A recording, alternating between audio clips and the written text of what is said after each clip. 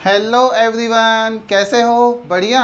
बात करते हैं बेटा अपने नेक्स्ट टॉपिक के बारे में। जो नेक्स्ट टॉपिक मैं आज आपके साथ डिस्कस करने वाला हूँ वो है states of matter. States of matter में मैं बेसिकली तीनों स्टेट्स ऑफ मैटर के बारे में डिस्कस करूँगा। तीन स्टेट्स ऑफ मैटर कौन सी होती हैं? सॉलिड स्टेट, लिक्विड स्टेट और गैसियस स्टेट। ठीक है, इसको छोड़ के हम प्लाज्मा स्टेट और बीईसी स्टेट, इसके बारे में भी आपको काफ़ी सारी चीज़ें पता होंगी। लेकिन हम बात करते हैं बेसिकली जो फर्स्ट स्टेट हम जिसके बारे में डिस्कस करेंगे, that is called as solid state. ठीक है, तो बात करें किस कौन सी स्टेट के बारे में? सॉलिड स्टेट्स के बारे में बात करते हैं। ठीक है, तो देखिए, तो हम लिखते हैं सॉलिड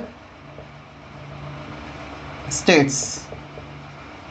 आपको बताया जो स्टेट्स ऑफ मैटर होते हैं तीन टाइप के होते हैं। उसमें सॉलिड स्टेट जो है वो हम कैसे आइडेंटिफाई करें कि ये सॉलिड स्टेट होता है? सॉलिड स्टेट का मतलब ऐसा स्टेट्स ऑफ मैटर, मतलब जो स्टेट्स ऑफ मैटर होता है उसका ऐसा पार्ट जिसका definite shape and definite volume हो। क्या हो? Definite shape and volume, definite shape and definite volume हो, and they show the property of rigidity, they show the property of rigidity. ठीक है, डेफिनेट शेप और डेफिनेट वॉल्यूम हो और rigidity का प्रॉपर्टी शो करे। बेसिकली हम इस सब्सटेंस, इस तरह के जो प्रॉपर्टी शो करने वाले सब्सटेंस को क्या कहेंगे? हम कहेंगे वो सॉलिड स्टेट्स होता है, सॉलिड मैटर हो सकता है। क्या हो सकता है? मैटर। तो हम कह सकते हैं किसी भी मैटर का पार्ट जिसमें डेफिनेट शेप और डेफिनेट वॉल्यूम हो, रिजिडिटी हो, और भी बहुत सारी प्रॉपर्टीज होती हैं। जो इंटरमॉलिक्यूलर स्पेस होता है वो बहुत कम होता है। क्या होता है? इंटर मॉलिक्यूलर स्पेस जो होता है वो बहुत ज़्यादा लेस होता है, और intermolecular force of attraction is very high. जो intermolecular force of attraction है, intermolecular force of attraction है, वो क्या होगा? बहुत ज़्यादा होता है। इस तरह की कुछ कैरेक्टरिस्टिक्स को शो करने वाले जो सब्सटेंस होते हैं that is called solid state. हम उस स्टेट ऑफ मैटर क्या कहेंगे? सॉलिड स्टेट कहेंगे। हम बात करते हैं जो सॉलिड स्टेट होते हैं, इसमें अगर सॉलिड स्टेट को आगे हम फर्दर स्टडी की तरफ लेके चलें तो सॉलिड स्टेट जो होते हैं, सॉलिड सब्सटेंस जो होते हैं वो कितने टाइप के हम कह सकते हैं, कितने स्टेट्स हो सकते हैं? तो हम बात करें सॉलिड स्टेट के बारे में। जो सॉलिड स्टेट्स होती है बेसिकली हम इसको दो पार्ट में डिवाइड कर सकते हैं, क्रिस्टलाइन सॉलिड और एमॉर्फस सॉलिड। ठीक है, तो सॉलिड जो सब्सटेंस होते हैं हम उसको दो पार्ट में डिवाइड कर सकते हैं। कौन कौन से? एक होते हैं क्रिस्टलाइन, एक होते हैं क्रिस्टलाइन सॉलिड, और दूसरे होते हैं बेटा एमॉर्फस सॉलिड।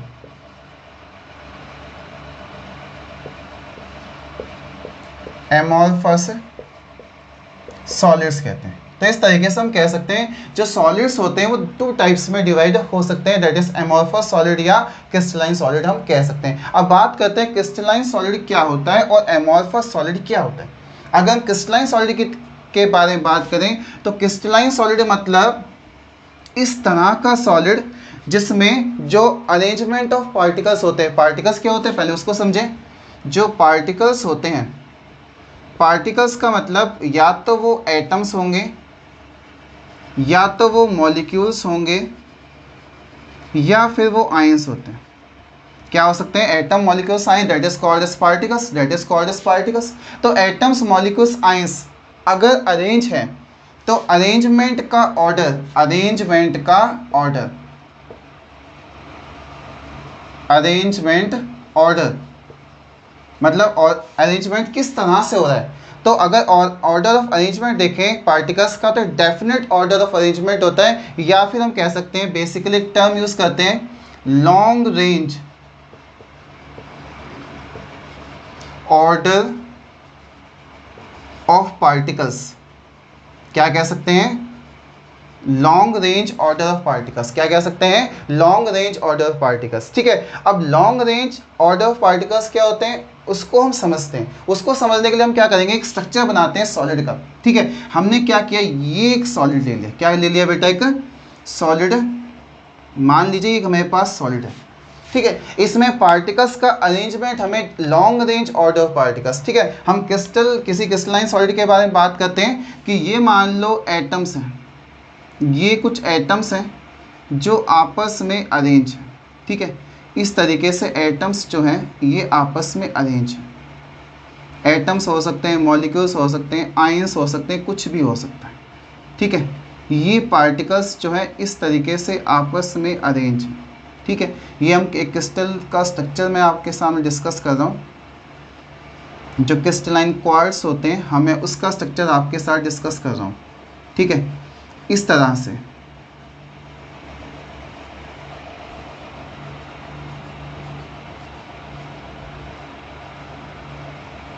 तरह से मैं आपको बताता हूँ कि ये पार्टिकल्स किस तरीके से अरेंज हैं, ठीक है। ये पार्टिकल्स किस तरीके से अरेंज हैं। इस तरह से एक स्ट्रक्चर क्रिस्टलाइन जो क्वार्ट्स होते हैं, क्रिस्टलाइन जो क्वार्ट्स होते हैं,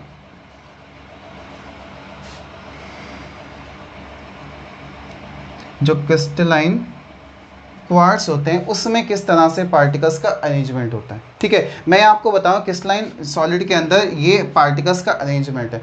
अगर हम पार्टिकल्स का अरेंजमेंट देखें तो इसमें क्या हो रहा है कि long range order of particles, long range order of particles का मतलब इस तरह से अरेंजमेंट है पार्टिकल्स का जिसमें हम कह सकते हैं एक डेफिनेट अरेंजमेंट ऑफ पार्टिकल्स है। क्या है? डेफिनेट अरेंजमेंट ऑफ पार्टिकल्स, ठीक है। मतलब यहाँ पे एक पर्टिकुलर किसी पार्ट को हम कट करके देखें सॉलिड के, तो उसमें जो पार्टिकल्स का अरेंजमेंट है वो पूरे के पूरे सॉलिड में अगर वैसे का वैसा अरेंजमेंट अगर मिलता है तो हम उसे क्या कहेंगे, एक long range order of particles. क्या कहेंगे हम? Long range order of particles कहेंगे। लेकिन ऐसा बात जो है हमें एमॉर्फस सॉलिड में दिखाई नहीं देती। एमॉर्फस सॉलिड के बारे में पढ़ें तो एमॉर्फस सॉलिड में जो अरेंजमेंट होता है पार्टिकल्स का वो डेफिनेट नहीं होता। वो कैसा होगा? Short range order of part. Short range order of particles का मतलब किसी पर्टिकुलर जगह तो पार्टिकल्स ज़्यादा होंगे और किसी पर्टिकुलर जगह पार्टिकल्स का जो अमाउंट है वो क्या हो जाएगा? अलग हो जाता है।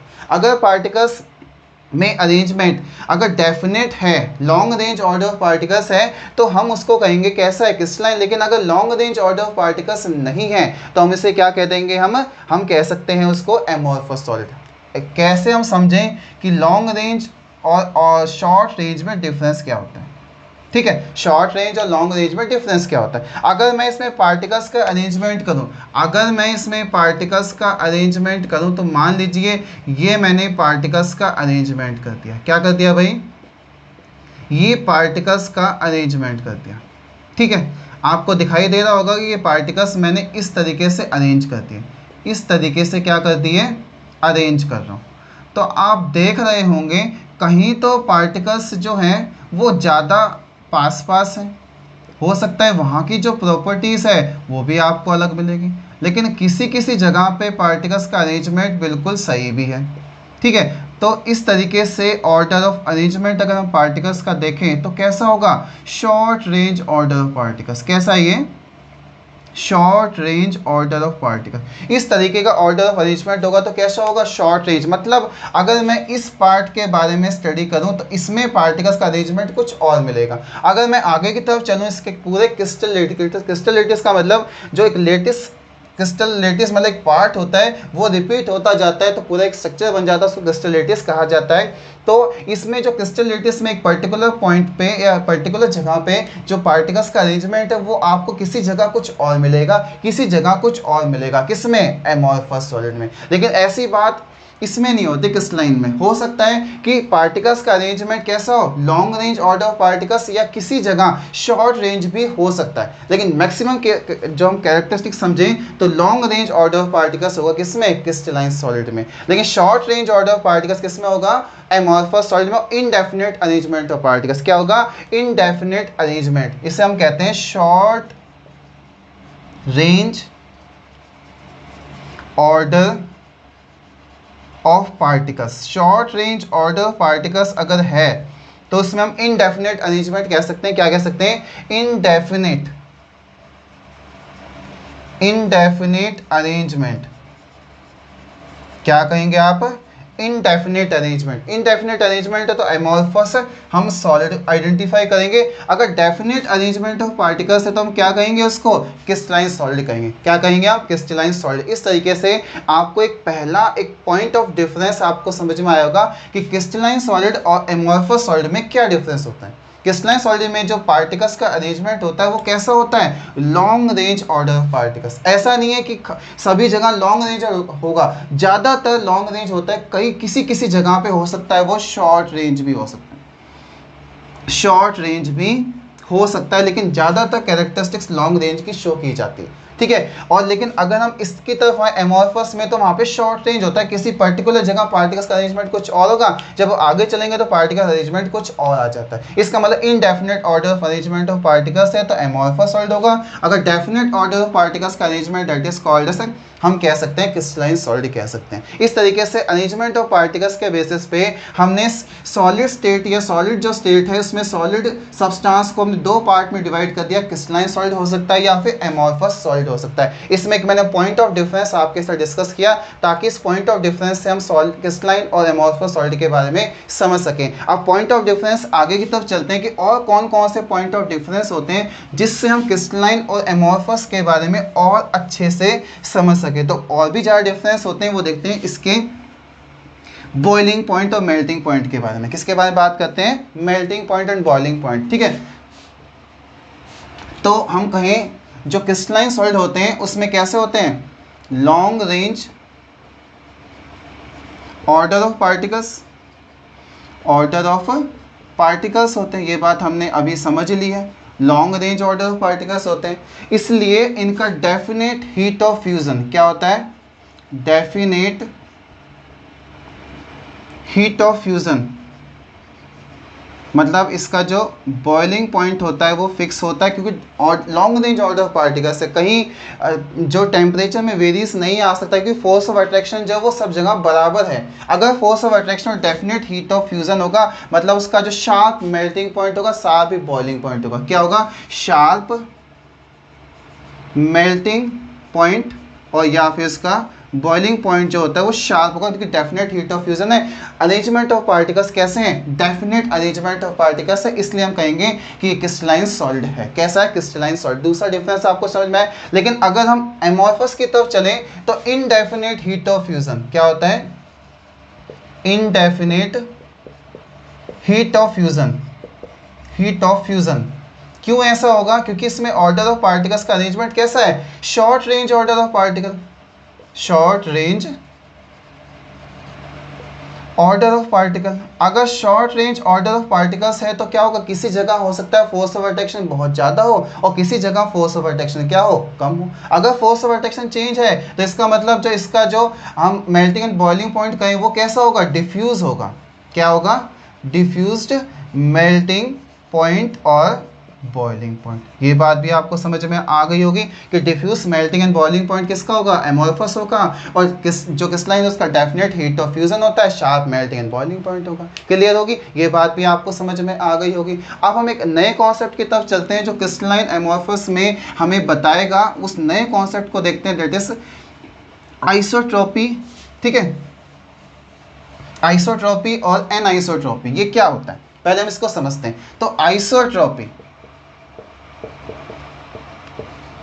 आइसोट्रॉपी और एक होता है एन आइसोट्रॉपी, एन आइसोट्रॉपी। क्या होता है ये, ठीक है। आइसोट्रॉपी एन आइसोट्रॉपी का मतलब एक ऐसा फिनोमिना जिसमें किसी भी सॉलिड में जो थर्मल एक्सपेंशन है, कौन सा, थर्मल एक्सपेंशन,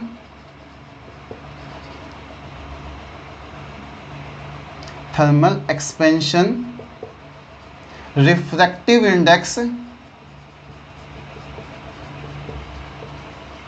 और इलेक्ट्रिकल कंडक्टिविटी,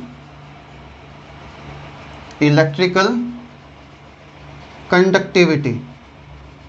किसी सॉलिड में थर्मल एक्सपेंशन मतलब अगर किसी सॉलिड को हम हीट करते हैं थर्मली वो कितना एक्सपेंड हो सकता है। थर्मल एक्सपेंशन मतलब हीट प्रोवाइड करने के बाद पार्टिकल्स में क्या होगा, जो इंटरमॉलिक्यूलर फोर्स ऑफ अट्रैक्शन वो चेंज होगा, तो हीट करने से हीट क्या होगा, वो थर्मल एक्सपेंशन शो करे। रिफ्रैक्टिव इंडेक्स मतलब वो कितना रिफ्रैक्शंस कर सकता है, कितना रिफ्रैक्शन कर सकता है सॉलिड, उसे रिफ्रैक्टिव इंडेक्स कहेंगे। और इलेक्ट्रिकल कंडक्टिविटी मतलब उसमें उस सॉलिड में फ्री इलेक्ट्रॉन्स अगर अवेलेबल है तो किस तरीके से करंट को अपने में से पास कर सकता है, मूवमेंट ऑफ इलेक्ट्रॉन्स कर सकता है, इसलिए इलेक्ट्रिकल कंडक्टिविटी। अगर thermal expansion, refractive index, electrical conductivity सभी डायरेक्शंस में, ऑल डायरेक्शन में, ऑल डायरेक्शन ऑफ सॉलिड, मतलब कोई क्रिस्टल हम लें, उस क्रिस्टल में ऑल डायरेक्शन में चलें, एक्स वाई जेड, मतलब तीनों एक्सिस की तरफ चलें, एक्स एक्सिस, वाई एक्सिस और जेड एक्सिस की तरफ चलें, तो अगर ऑल डायरेक्शन में thermal conductivity, refractive index, electrical conductivity और ये थर्मल एक्सपेंशन, ये सब जो फिनोमेना है, ये सब जगह सेम रहे, सब जगह क्या रहे, सेम रहे, ऑल डायरेक्शन में सेम रहे, तो वो जो सॉलिड है वो कौन सा फिनोमेना शो करेगा, आइसोट्रॉपी शो करेगा। क्या करेगा, आइसोट्रॉपी करेगा। ठीक है, तो ऐसा फिनोमेना जिसमें thermal expansion, refractive index, electrical conductivity सभी डायरेक्शन में सेम रहे, तो वो फिनोमेना कौन सा होगा, आइसोट्रॉपी होगा। अगर ऐसा ना हो, मतलब एन आइसोट्रॉपी का मतलब ऐसा फिनोमेना जिसमें थर्मल एक्सपेंशन, रिफ्रैक्टिव इंडेक्स और इलेक्ट्रिकल कंडक्टिविटी सभी डायरेक्शन में कैसी हो, डिफरेंट हो, सभी डायरेक्शन में कैसी हो, डिफरेंट हो, तो वो क्या होंगे, एन आइसोट्रॉपी शो करेंगे। क्या करेंगे, एन आइसोट्रॉपी शो करेंगे। तो बात समझ में आ गई होगी आइसोट्रॉपी और एन आइसोट्रॉपी क्या होता है। अब बात आती है क्रिस्टलाइन सॉलिड जो होते हैं वो आइसोट्रॉपी शो करेंगे एन आइसोट्रॉपी, या क्रिस्टलाइन सॉलिड को आइसोट्रॉपिक सॉलिड कहेंगे या एन आइसोट्रॉपिक सॉलिड कहेंगे, ये बात हम बात करते हैं। ठीक है, तो बात करते हैं जो क्रिस्टलाइन सॉलिड होते हैं ये कैरेक्टरिस्टिक शो करते हैं कौन सा, एन आइसोट्रॉपी का। किसका शो करेंगे, anisotropy, anisotropy phenomena show करते हैं। क्यों, क्योंकि जब हम पार्टिकल्स का अरेंजमेंट करते हैं किसमें, क्रिस्टलाइन सॉलिड में, तो मैंने बताया long range order of particles, definite arrangement of particles, लेकिन डेफिनेट अरेंजमेंट ऑफ पार्टिकल्स का एक पैटर्न है, उसमें हो सकता है किसी जगह पार्टिकल्स कोई डिफरेंट आ जाए, किसी जगह पार्टिकल्स कोई डिफरेंट, मतलब हो सकता है, मान लो हम स्ट्रक्चर के बारे में अगर स्टडी करें तो ये मान लो इस तरीके से मैंने पार्टिकल्स अरेंज कर दिए, इस तरीके से मैंने क्या कर दिए, पार्टिकल्स अरेंज कर दिए किसी क्रिस्टलाइन सॉलिड में, ये मैंने पार्टिकल्स अरेंज कर दिए। हो सकता है इसमें से कोई पार्टिकल्स जो है वो किसी दूसरे पार्टिकल्स के, किसी दूसरे सब्सटेंस के, और कोई पार्टिकल्स हो सकता है किसी दूसरे सब्सटेंस के, मतलब डिफरेंट पार्टिकल्स एक एक्सिस के अलोंग आ सकते हैं। अगर हम इसकी 3 डायमेंशनल एक्सिस अलोंग करें तो हो सकता है कि जो ये पार्टिकल्स जिस पाथ में आ रहे हैं, मतलब जिस जगह पे आ रहे हैं, वहाँ पे ये प्रॉपर्टी क्या हो सकती है, डिफरेंट हो सकती है। अगर ये पार्टिकल्स आ रहे हैं, तो हो सकता है उसकी प्रॉपर्टी तीनों एक्सिस में अलग अलग हो सकती है। अगर सेम पार्टिकल्स आते हैं तो सभी डायरेक्शन में थर्मल एक्सपेंशन, ये प्रॉपर्टी सारी सेम होनी थी, लेकिन ऐसा नहीं है। इसमें हो सकता है पार्टिकल्स कुछ डिफरेंट भी आ जाते हैं, लेकिन और अरेंजमेंट लॉन्ग रेंज होगा, लेकिन डिफरेंट पार्टिकल्स आ सकते हैं। इसलिए जो ये फिनोमिना होता है, ये एक्सप्रेशंस होते हैं, ये डिफरेंट होंगे, जो डिफरेंट पार्टिकल्स आते हैं, डिफरेंट क्या आते हैं, पार्टिकल्स आते हैं। इसलिए क्रिस्टलाइन सॉलिड इस एन आइसोट्रॉपिक फिनोमिना शो करते हैं, और इन सॉलिड को एन आइसोट्रॉपिक सॉलिड भी कह सकते हैं। क्या कह सकते हैं इसको, एन आइसोट्रॉपिक सॉलिड भी कह सकते हैं। क्या कह सकते हैं बेटा, एन आइसोट्रॉपिक सॉलिड भी कह सकते हैं कि डिफरेंट पार्टिकल्स आएंगे तो अरेंजमेंट ऑफ पार्टिकल्स डिफरेंट होगा, और एन आइसोट्रॉपिक फिनोमेना ये शो करते हैं। अगर हम एमॉर्फस सॉलिड की तरफ आए, तो जो अरेंजमेंट है पार्टिकल्स का, वो अरेंजमेंट ऑफ पार्टिकल्स क्या है, आपको पता है short range order of particles है, short range order of particles है। यहाँ order of particles short range होगा, ठीक है, इस तरीके से होगा। ठीक है, हो सकता है सारे पार्टिकल्स सेम हो या डिफरेंट हो, ये भी हो सकता है। ऑर्डर ऑफ पार्टिकल्स जो है वो शॉर्ट रेंज आएगा, हो सकता है पार्टिकल्स सारे एक जैसे हो या फिर डिफरेंट भी हो। लेकिन आप देख रहे हैं कि यहाँ पे कुछ पार्टिकल्स यहाँ है, कुछ पार्टिकल्स यहाँ है, कुछ यहाँ है, तो short range order of particles, short range में हो सकता है पार्टिकल सेम हो या डिफरेंट हो, लेकिन जो इनका जो फिनोमिना है, कौन सा है, ये सारे फिनोमिना ही सेम शो करते हैं। क्योंकि एक पर्टिकुलर जगह पे पार्टिकल्स हैं, अगर वो सेम हो या डिफरेंट हो तो पाथ वेरिएशंस नहीं आता। मान लो यहाँ डिफरेंट पार्टिकल्स भी अगर प्रेजेंट हैं, अगर डिफरेंट पार्टिकल्स भी प्रेजेंट हैं, तो जो एक पर्टिकुलर पॉइंट पे, क्रिस्टल लेटिस के पॉइंट पे, हम कहेंगे ये जो फिनोमिना ये चेंज नहीं हो सकते। इसलिए हम कहेंगे सभी डायरेक्शन में जो फिनोमिना नियर अबाउट कैसे होंगे, सेम होंगे। इसका मतलब जो हमारे पास एमॉर्फस सॉलिड होते हैं वो कैसा फिनोमिना शो करेंगे, आइसोट्रॉपी फिनोमिना शो करेंगे, और हम कह सकते हैं दैट इज आइसोट्रॉपिक सॉलिड कह सकते हैं। क्या कह सकते हैं इसको, आइसोट्रॉपिक सॉलिड कह सकते हैं। समझ में आ गया? तो आइसोट्रॉपिक और एनाइसोट्रॉपिक फिनोमेना के बारे में आपको बहुत अच्छे समझ में आ गया होगा। आइसोट्रॉपिक क्या होता है, एनाइसोट्रॉपिक, तो ये भी एक पॉइंट ऑफ डिफरेंस होता है क्रिस्टलाइन और एमॉर्फस सॉलिड में। क्रिस्टलाइन एमॉर्फस सॉलिड में एक भी क्या होता है, एक पॉइंट ऑफ डिफरेंस होता है। ये बात भी आपको समझ में आ गई होगी, है ना। अब हम बात करते हैं अगले पॉइंट की तरफ। तो अगला पॉइंट देखते हैं कि क्या डिफरेंस आ सकता है कि अगर हम क्रिस्टलाइन सॉलिड के बारे में बात करें तो that is consider as a true solid, that is consider as a true solid. ये क्या सॉलिड होंगे, ट्रू सॉलिड्स होंगे, क्योंकि इसमें long range order of particles होता है, तो इसलिए हम बेसिकली इसको कंसिडर करेंगे ट्रू सॉलिड। लेकिन amorphous solid is not consider as a true solid, that is consider as a pseudo solid या फिर सुपर कूल्ड, क्या कह सकते हैं, सुपर कूल्ड लिक्विड्स भी कह सकते हैं। क्या कह सकते हैं, सुपर कूल्ड लिक्विड्स कह सकते हैं, सूडो सॉलिड कहते हैं एमॉर्फस सॉलिड को। ठीक है, तो इस तरह से आपको समझ में आया क्रिस्टलाइन सॉलिड क्या होंगे, ट्रू सॉलिड होंगे, और एमॉर्फस क्रिस्टलाइन सॉलिड जो है ट्रू सॉलिड होंगे, एमॉर्फस कैसे होंगे, सूडो या सुपर कूल्ड सॉलिड हो सकते हैं। कई जगह पे एमॉर्फस सॉलिड में, कई जगह पे amorphous solid show the characteristics of crystalline solid, show the phenomena of crystalline solid in some cases.